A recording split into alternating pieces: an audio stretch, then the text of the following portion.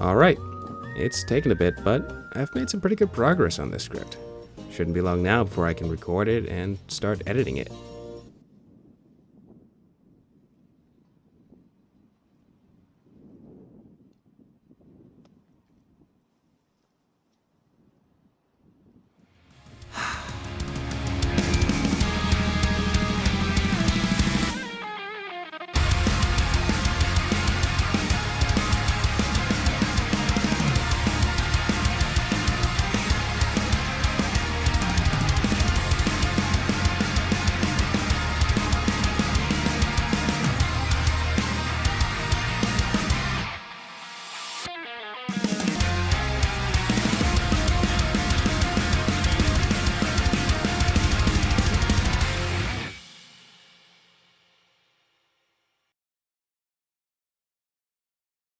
Well, I said I was going to make a follow-up to my Ninja Gaiden 1 video, and here it is.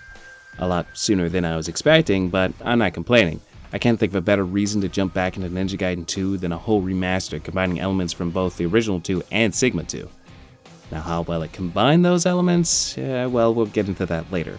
But I am actually glad that this came out, because I was afraid I might have to play both the original 2 and Sigma 2, because both of them have some pretty heavy differences from each other. I'll be making note of them in this video, but Black 2 will be the lens that we'll be looking at Ninja Gaiden 2 through.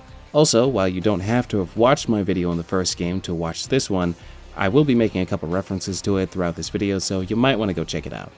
Also, you know, I put a lot of work into that video. It would be, you know, kind of cool if you guys, you know, watched it. Huh!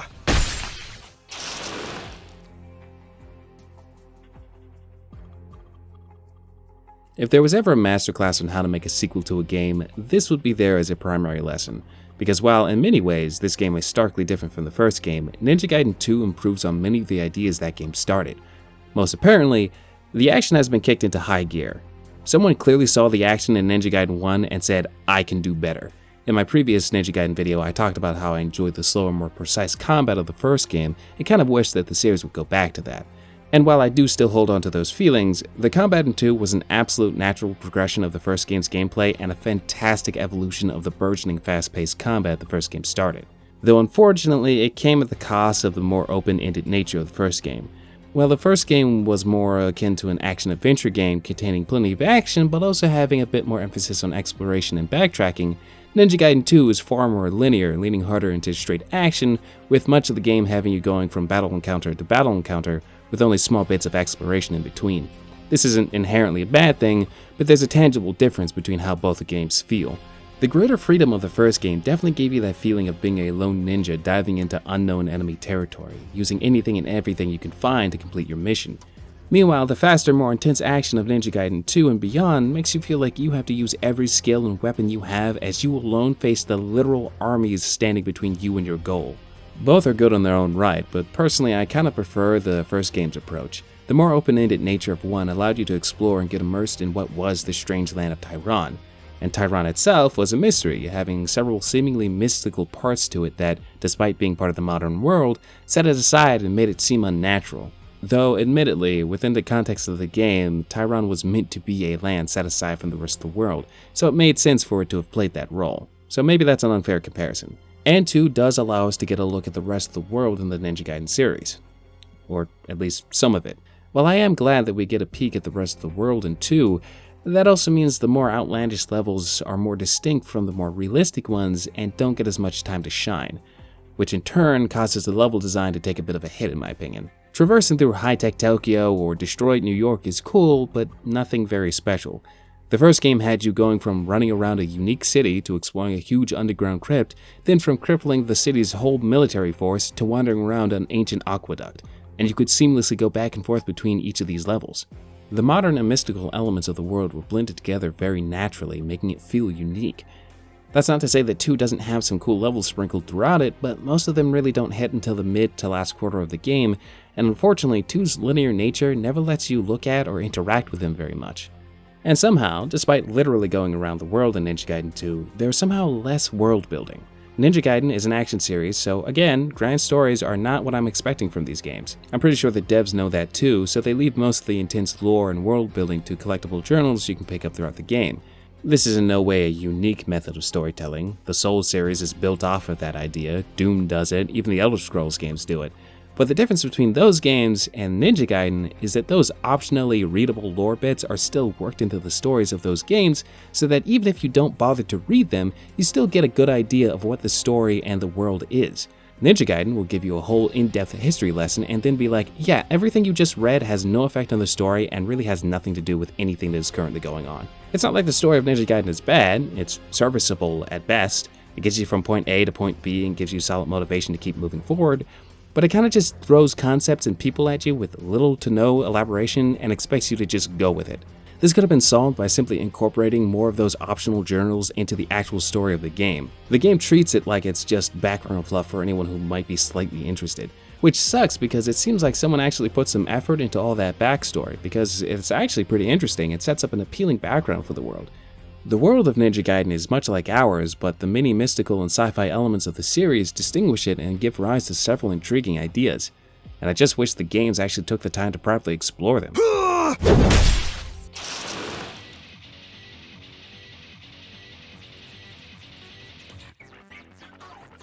So like I said, if you thought the first game was fast, 2 turns up the speed like 10 notches and then tells you to keep up. Armed with weapons new and old, with even more combos to master for each one, Ryu is now flying around arenas just eviscerating enemies. I think this was the first game I played that truly put the hack into hack and slash, because Ryu is just downright ruthless with how brutally he kills enemies now, almost questionably so. Childhood me was astonished at the amount of blood and limbs that would go flying as I played. By the time you're done with a combat encounter, the arena will be littered with all the blood and various arms, heads, and torsos you lopped off throughout the fight. Though those new weapons and that bloody speed aren't just for flashy kills, frankly you'll need it just to get through each fight, because this game compensates for your ability to shred through enemies like a flying blender by sending as many enemies as it can at you at any given moment. You'll learn pretty quickly that movement is key in this game, especially on the harder difficulties. While the gameplay has changed a lot between the first and the second game, the one thing that hasn't changed is the aggressiveness of enemies. I've once described it as the enemies beating you into a corner until you die, and that description remains accurate, except now they've called in about 20 more of their friends to help them stomp a mud puddle into your chest. I'm not really sure I elaborated on it last time, but one of the things that makes them so aggressive is that they do not wait for their turn to attack you. You may have 2 enemies doing full-on combos on you while another one is shooting at you from off-screen, and the moment they're done, another immediately grabs you and takes away what little health you may have had left. All that basically means is that you have to keep moving, because the moment you stop is the moment you get punched by a fiend, shot by a rocket, hit by an exploding kunai, or grabbed by a ninja so determined to kill you that they blow you and themselves up just to take you out. Oh yeah, and everything I just said will have happened to you within the span of 5 seconds. Just like the first game, the odds are stacked against you, now only more so. You're constantly surrounded by enemies, all of them want to kill you, none of them will give you a chance to breathe, and you barely have time to think before the next attack comes. While the running theme for the first game may have been becoming the Master Ninja, I think the running theme for 2 is being the Master Ninja. But the game didn't just give you that title freely, you've got to live up to that title. It will constantly challenge you, and it's your job to step up to that challenge, weaving in, around, and through each enemy it throws at you. Chopping off heads and breaking up the limbs of each foe, cutting them down one by one until there's nothing left but the bloody remnants of your enemies lying on the floor. Death is all but guaranteed as you work to defend your title, but that's part of the fun. Now, with my hardcore edgy spiel over with, as much of an improvement the combat of 2 is in comparison to the first game, it is far from perfect. And please understand that I really do love the action when I say this, but it almost borders on being too much. My biggest complaint about 2 is that sometimes it can just be almost overwhelming. There are so many enemies on screen, so many things moving, so many attacks going off between you and the enemies, that it can be hard to tell what's happening. I know that's part of what makes the game difficult, but half the time I can't even tell what I'm getting hit by because about 5 different enemies are attacking me at once. And I want you to realize that Sigma 2 and Blank 2 ease up on all of this by lowering the enemy count and removing some of the more annoying parts of this game. So if you at all think that the enemies are too abundant in those 2, just know that you are actively playing a nerfed version of the game. And to be clear, that's not meant to be a jab at anyone who decides to play those versions. They are the more accessible versions after all. What I'm saying is that it in fact can be, and has been, worse. Aside from just being overwhelming, I feel like the abundance of enemies has a negative effect on the nuance of the combat. While each enemy/enemy type was a challenge on its own in the first game, requiring you to learn and adapt to their moves and retaliating with your own, Ninja Gaiden 2's biggest challenge is surviving against the crowds of enemies, cutting them down until there's no one left. As fun as that can be, I think that can cause the intricacies of the combat to literally get lost in the crowd. The action is oftentimes so intense and so fast that you honestly don't have time to figure out the moves of each enemy. I think the counter is the greatest encapsulation of this issue. In the first game, you actually had the time to wait for an enemy attack to counter. It was a legitimate strategy to bait out an enemy attack and counter if your health was low or to hit a particularly tricky enemy. But as I said, staying still for too long in 2 is not good for your health, so baiting out an enemy attack is no longer a strategy, making the counter feel less useful. Now 2 does compensate for this by giving you a counter dodge that allows you to dodge the moment you block an attack, but you'll be using that a lot more than the counter attack. So sometimes it can just come down to screw it, I'll just hit it until it dies, which is a surprisingly effective method. Using the environment is also less important compared to the first game. While you can still use the environment in combat, Riku himself doesn't really need it as much to move around, avoid attacks, or perform combos since he naturally moves that fast, and many of the acrobatic moves are now built into the combos of his weapons. And now there are fewer individual enemies that can actually give you trouble. I mean, ranged enemies continue to be annoying, and these guys will quickly become the bane of your playthrough, but even their shots often get lost in the sequence of attacks you have to deal with. That last one can be seen as either a good or a bad thing, but ironically all this can make the game feel just a little bit easier than the first game because there's less required of you when fighting. Though don't misunderstand me, the game is still very much hard, and there still is nuance within the combat if you look for it, but it's also just as easy to button mash your way through the game as well, at least in the lower difficulties. This is why I kind of wish that the series would go back to its old combat system. It was satisfying when you entered a room and swiftly dispatched the 5 enemies that were in there within the span of like 10 seconds, because it took effort to pull off those highly skilled maneuvers. It meant that you knew how to play the game and how the enemies were, or at least you were in the process of learning and were slowly building up those skills. In 2, you're kind of just glad you made it through the small army the game sent at you in the last room. That being said, it is incredibly satisfying seeing the remnants of all the enemies you just shredded through spread throughout the room you just fought in. It really makes you want to say, "Is there no one else?"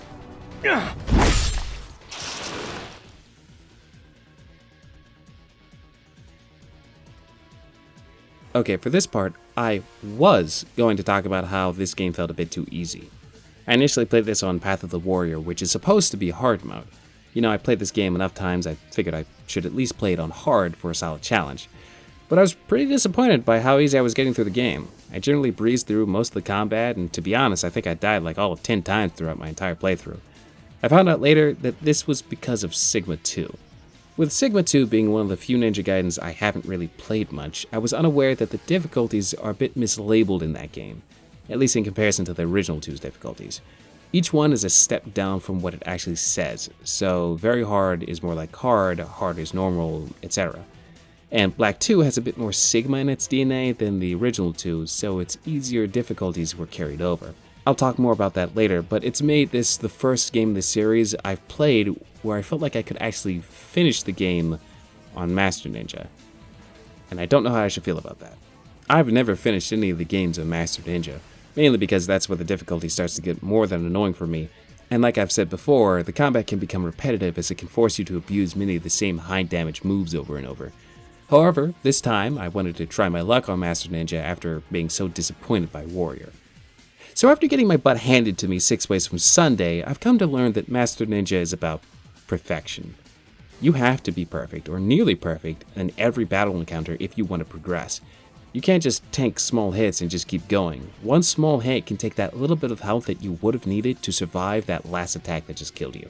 A quick enemy grab can end you before you even have the chance to break free. A stray fireball or rocket can be what decides on whether you move on or not. And even if you do make it to the next fight, the health that you have left over from the last fight can dictate on whether you make it to the next save point or not. And that's how it should be.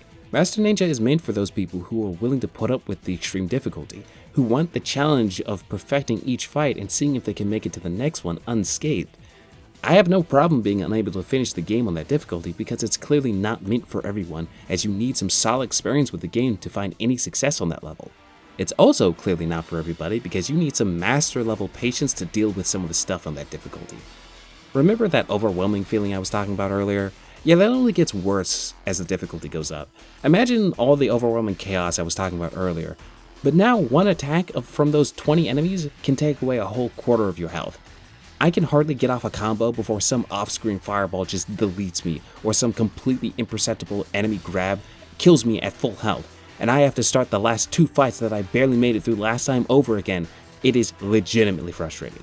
It also seems that much of the progression of this game was made with the harder difficulties in mind.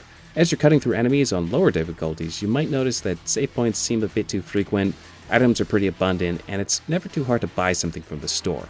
But that's because all those features are modeled after the experience of playing on very hard or Master Ninja.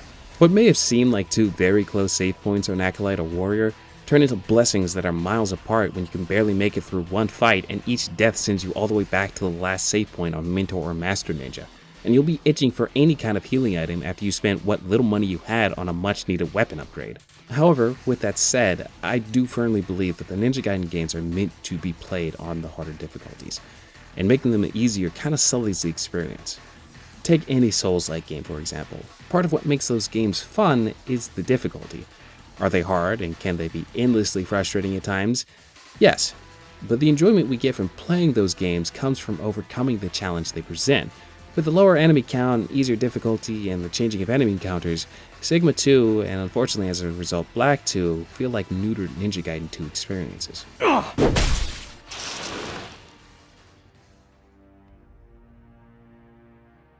So before I can talk about Black 2, I need to talk about Sigma 2, as well as make a small correction on my first Ninja Gaiden video. I was kind of wrong in my last Ninja Gaiden video when I was talking about the additions brought in by Sigma. Most of those add-ons you see in Sigma, such as the new weapons, enemies, and game modes, were actually started all the way back in Ninja Gaiden Black. All Sigma really did was add/remove small portions of levels, change some of the enemy encounters, and add the Rachel missions. I say this because, well, Sigma 1 really only added to what was already there. Sigma 2 took more than it added from the original game. While it may have added additional weapons, missions, and bosses to the main campaign, it also lowered the enemy count, removed enemy encounters, took out the Test of Valor, censored violence, removed several projectile weapons, didn't allow you to level your own weapons, and as mentioned before, lowered the difficulties. Again, there's a whole list of other changes between the original 2 and Sigma 2. These are just some of the most notable ones. But it's like they learned nothing from Sigma 1, which really only added to what was already perfected in Black, and simply figured all they needed to do was add a couple new features and take out a whole bunch more perfectly fine elements from the original game. Now, for as much as it did remove from the original Ninja Gaiden 2, I'm not gonna act like Sigma 2 also didn't do players a service by removing some of the more frustrating parts of the game. Looking at you, you stupid worm, and you dumb armadillos. As well as adding mission and survival modes to the main game, which were originally DLC to the original Ninja Gaiden 2. Also, as a quick side tangent, having never played Sigma 2, this was my first time playing the extra missions as the side characters in Ninja Gaiden 2, and I gotta say, the missions are a stark improvement from the original missions of Sigma 1. Each mission is its own short condensed story involving Momiji, Ayane, and Rachel, and I don't know if this is because I already have a basis of her combat from the first game, but I think I enjoyed playing as Rachel the most, ironically. She got a major improvement compared to how she was in Sigma 1. While she still only uses one weapon and one Nimpo, she is way faster, doesn't feel as stiff, and her combos feel way more satisfying to pull off, especially with her executions. I honestly wouldn't have minded getting a few more missions with her. Some of the others also probably could have stood to be a little bit longer, but for the most part I think less is more here. Though they do still pop up in the middle of the campaign despite having very little to do with Ryu's story, so they do still run into that issue of distracting you from the main story. I think I would have preferred if these missions were simply extra missions you could select outside of the campaign, similar to the Ninja Trials in Sigma 1. But I digress. It's for these reasons that it's needless to say, fans have been more than a little split on their opinions of Sigma 2. So where does that leave Black 2? If its predecessor is any indication, Black 2 should be the definitive version of Ninja Gaiden 2, combining all the good things from Original 2 and Sigma 2 to make one truly complete Ninja Gaiden 2 experience, right? Well, not quite. On one hand, it blends the content from both the Original 2 and Sigma 2 fairly well. On the other hand, it still managed to leave out so much from the Original 2.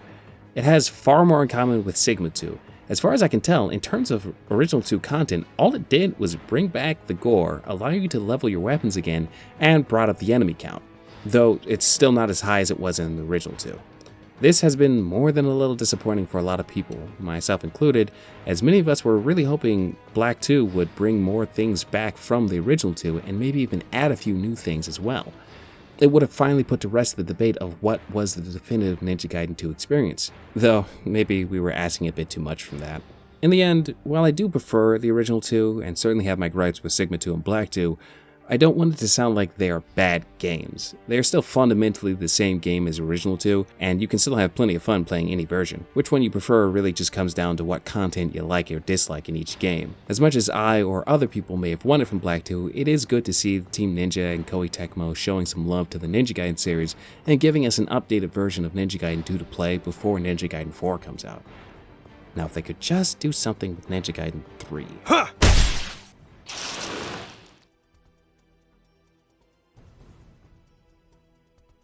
Now, I will admit, a lot of what I've said in this video have been hardcore personal opinions, and there were a lot of heavy comparisons to the first game. I actually surprised myself with how much I had to say about it.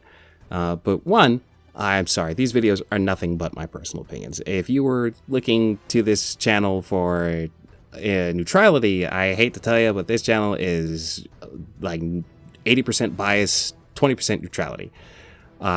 Two, I think it is important to be able to compare a sequel to its predecessor. While the merit of a sequel should not be judged solely off of what it did or didn't do in comparison to its predecessor, we should be able to look at how a sequel changed and or improved from its previous entry. Because what's the point of making a sequel if it's just going to be the same game as the first one? There's certainly a right way and a wrong way to make a sequel, and some companies definitely have done it better than others, but Ninja Gaiden 2 is definitely up there as one of the better sequels out there. I also realized that there was a lot of back and forth in this video with me hyping up some aspect of the game only to quickly tear down and complain about another. But that's kind of what Ninja Gaiden 2 is, a whole lot of good with just enough irritating mess to keep it from being a perfect sequel. If you at all like the first game, then by all means play 2. And even if you didn't like the first game, I would still suggest you play 2. I know the age mechanics of 1 have turned away more than a few people, so 2 is not a bad starting point. Though I would suggest Sigma 2 or Black 2 to any beginners given their more simplified approach to the game. But if you don't care and want the full brunt of what Ninja Gaiden 2 has to offer, annoying mess and all, then go ahead and jump right into the original 2. Sorry this video took so long to come out. This certainly isn't when I wanted to upload my first video of the year, but life has been pretty busy for me lately.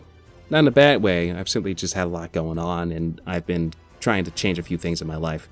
This wasn't even the video I intended on making. I was working on a script for another video, but then Black 2 came out, and for obvious reasons, I made a hard pivot to working on this video. And unfortunately, that's also when things got busy. Was it the smartest choice? Probably not, but the video's made, and I can't change that now. I would like to thank everyone who continues to stick around through my bouts of inactivity, and I'm hoping I won't be keeping you waiting for nearly as long for my next video. Also, I have an Instagram now. I'll be posting clips from videos and other random things on there, so go check it out. There's not much on there currently, but I'm hoping to change that, and I would appreciate your support. Either way, thank you for watching this far, and I will see you in the next video.